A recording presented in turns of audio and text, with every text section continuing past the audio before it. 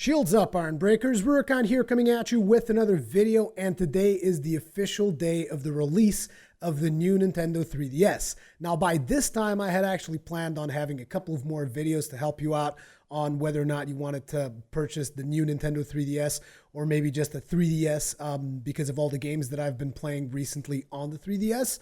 But unfortunately, that didn't happen because obviously I've had my child and I've also been sick for the past couple of days. So things haven't really been that easy. However, today we're going to be taking a look at my opinion on Majora's Mask 3D, or should I say The Legend of Zelda Majora's Mask 3D, the remastered edition for the 3DS. This title was sent to me by Nintendo, and so was Monster Hunter 4 Ultimate, by the way. I didn't really mention that in the previous video, but it was just because I forgot. But yeah, both those titles sent by Nintendo so that I could take a look and tell you guys my opinions on them. But let's actually get started on Majora's Mask, shall we? So, in the interest of full disclosure, this is actually the second game I've ever played of Zelda. I haven't finished it, not even close to finishing it. This is more of a first impressions type of deal.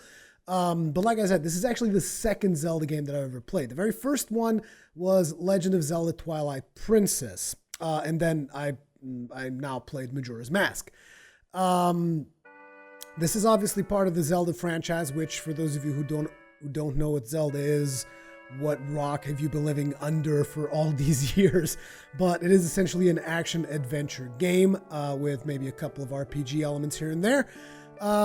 This entry in the franchise is played from a third-person perspective. There are several entrances in the Zelda franchise. As a matter of fact, the original Zelda was actually a top-down view, and there are a lot of entries in the Zelda that are top-down.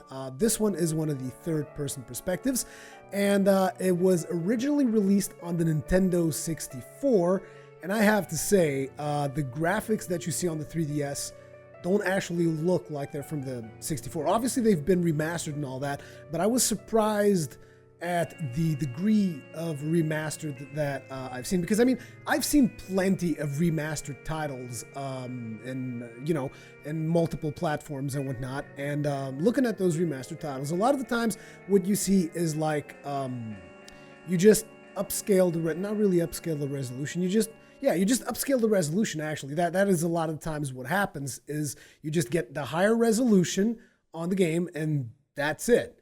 I mean, when I'm talking about Majora's Mask, we're talking about actually having a lot of the textures redone, because at least I think they've been redone because they look a lot better than the stuff that I've seen from the Nintendo 64 time. So in my opinion, the game looks really good. And I wasn't expecting that. I was expecting to, picking it up and be like, okay, it's remastered, but it's gonna, it's not gonna look that great. And I was pleasantly surprised. Like, it really, really holds up. I'm not sure how much effort was put into the remastered aspect of it, but I think the game looks great on the new 3DS. Again, with the 3D effect, I think this is going to be like a repeating theme in the videos that I talk about the 3DS, is that I like the 3D effect on Majora's Mask as well. I think, once again, it gives you that feeling that the screen is actually bigger than it really is.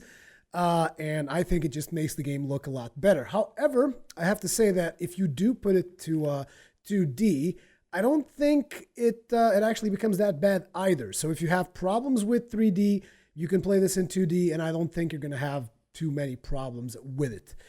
Now, in regards to the actual story of Majora's Mask, I'm not going to get too in-depth with it, but one thing that I'd like to bring up, and this has been brought up by a lot of people because I've did a little bit of research on Majora's Mask, and that is that this is actually a really dark-themed Legend of Zelda. Now, having said this, I played the Twilight Princess, so that one also has a couple of dark connotations to it.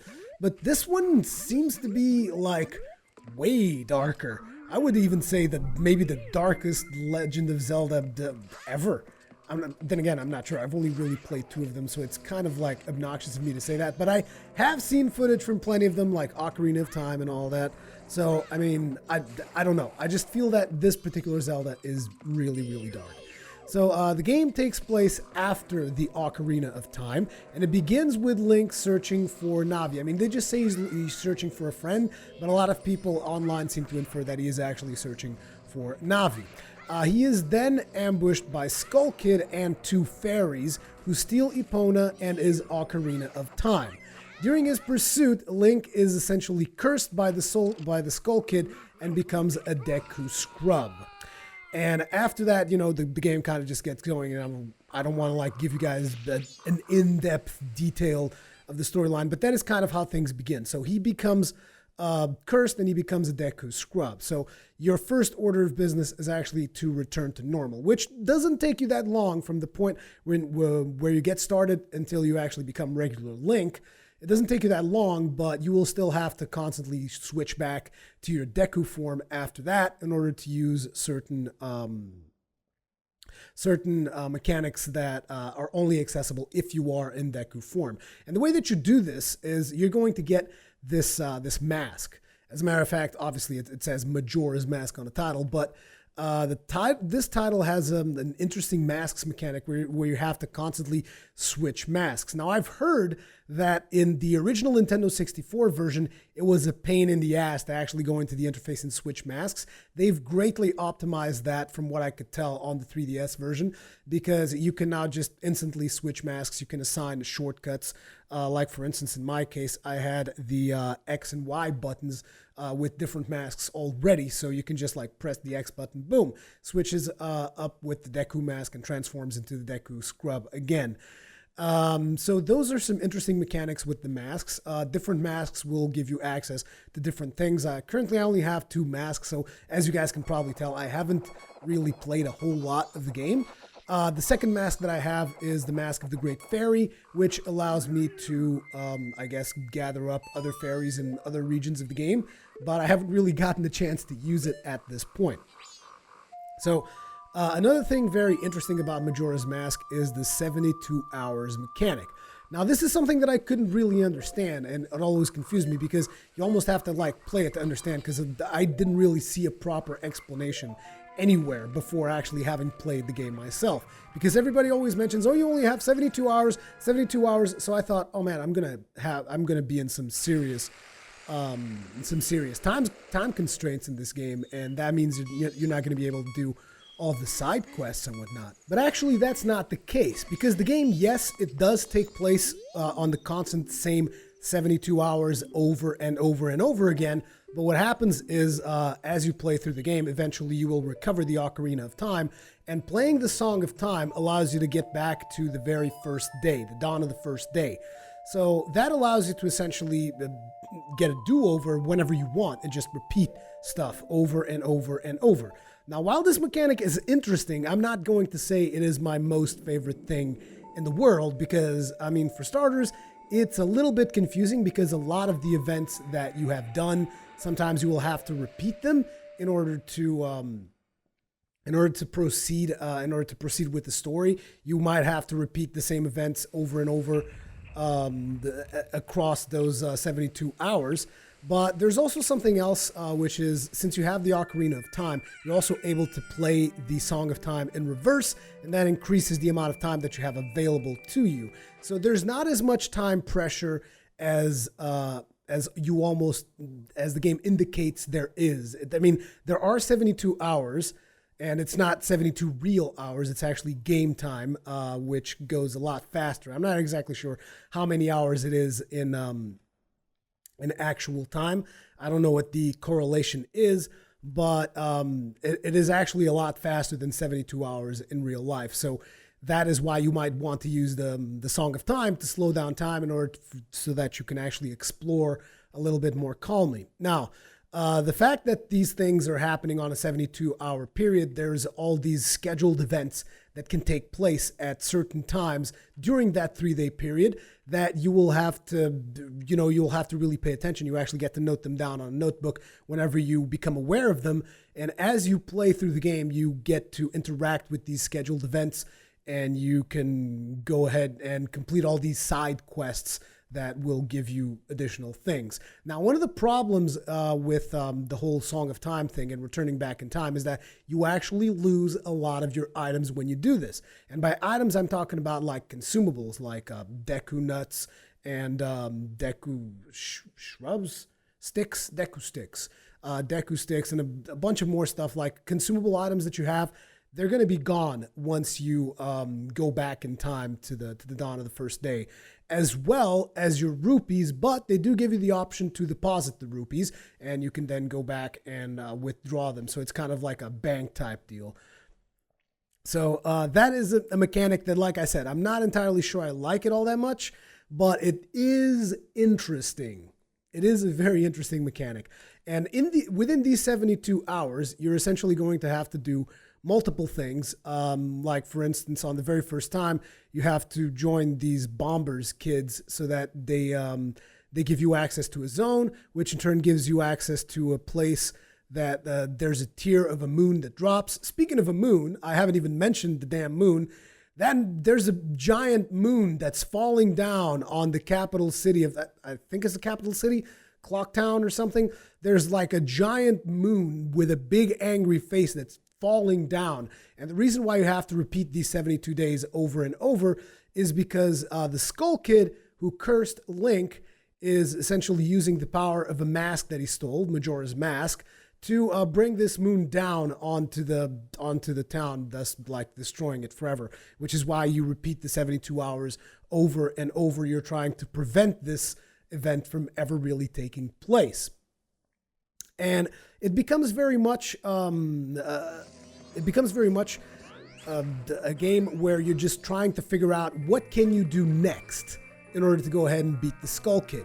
And this will take you through the town, doing various missions in the town, and then going outside of the town and actually exploring. And exploring is one of the best parts, in my opinion. I mean, there's a lot of exploration to be done, but you always have to be mindful of the 72 hours thing, because once the 72 hours thing hits, you have to play the Song of Time, go back in time to the dawn of the first day, and repeat it all over again. Now, there are some events that do remain like, how should I put this? There are some events that remain persistent through time.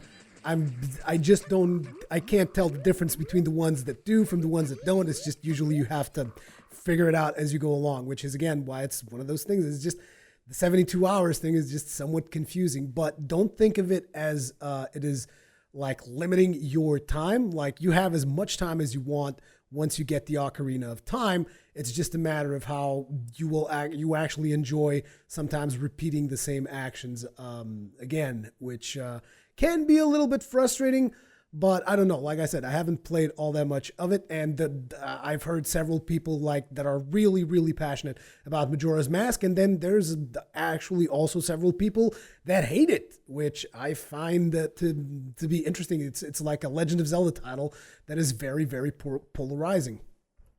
But beyond that, like I said, the graphics look great, the animations look great, the game plays as you would expect from a third-person Zelda game. They have the signature Zelda music, which, like I said, I only played Twilight Princess. I wasn't sure if it was going to be very different or not, but it's like exactly the same musics that I've heard in the other titles, so that was pretty interesting as well. But yeah, it's Majora's Mask on the 3DS. It looks great. It plays great. So if you liked it back then, there's a good chance you'll like it now. If you never played it, like me, I'm not entirely sure that this would be the best Zelda to start on, but it is definitely a different kind of Zelda. It is a different take on Zelda. And it is one of the only Zeldas that does, I mean, I think there's more Zeldas that don't take place in Hyrule, but this is one of those Zeldas that does not take place in Hyrule. It takes place in a place called Termina, I think is the name of the place. And it's an interesting name because Termina usually means, it's like Latin, I think, for finish or finishing. And it's because the place is essentially dying every 72 hours. It's like playing that movie from Bill Murray, Groundhog Day, where he just relives Groundhog Day over and over and over. Except in this case, you're reliving the same 3 days over and over again as you collect different masks and different stuff that enables you to do the Zelda thing of solving puzzles and killing bosses and whatnot. So yeah, it's a Zelda game, plays great on the 3DS. If you like Zelda games, you're probably going to enjoy Majora's Mask. And the thing that struck out to me the most was definitely that the remastered version just looks really, really good. So yeah, As per usual, leave me your comments, feedback, all that kinds of good stuff in the comment section below. Thank you very much for watching, and I'll see you in the next one.